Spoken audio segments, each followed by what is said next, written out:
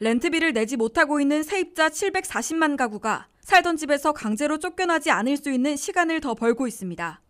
바이든 행정부가 새로 부과해 10월 3일까지 시행하려는 에빅션 모라토리엄, 즉 강제 퇴거 중지령을 지속할 수 있다는 연방 항소법원의 판결이 나왔습니다. 워싱턴 DC 소재 연방 항소법원의 3인 판사 패널은 연방 CDC가 새로 부과한 10월 3일까지의 강제 퇴거 중지령을 해제해달라는 업계 긴급 청원을 기각했습니다.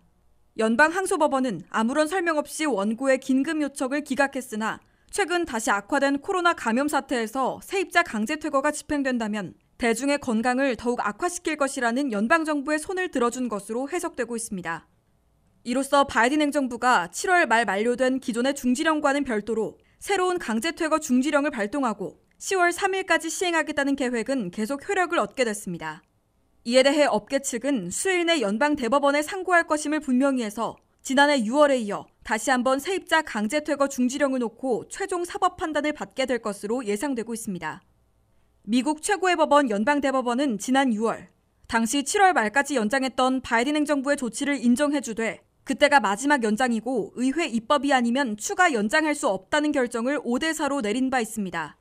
이 때문에 이번에 연방대법원이 다시 이 문제를 다룬다면 바이든 행정부의 새 강제 퇴거 중지령을 불법으로 판결하고 중단시킬 가능성도 있어 보입니다.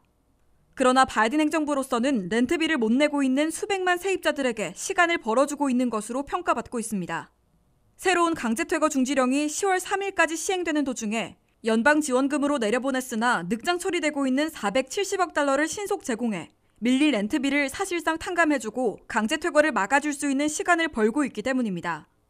각 주정부와 지역정부들은 6월 말까지는 470억 달러 가운데 고작 30억 달러를 실제 제공하는 데 그쳐 밀릴 렌트비 탕감 혜택을 주지 못해왔으나 최근 들어 가속도를 내고 있는 것으로 미 언론들은 전하고 있습니다.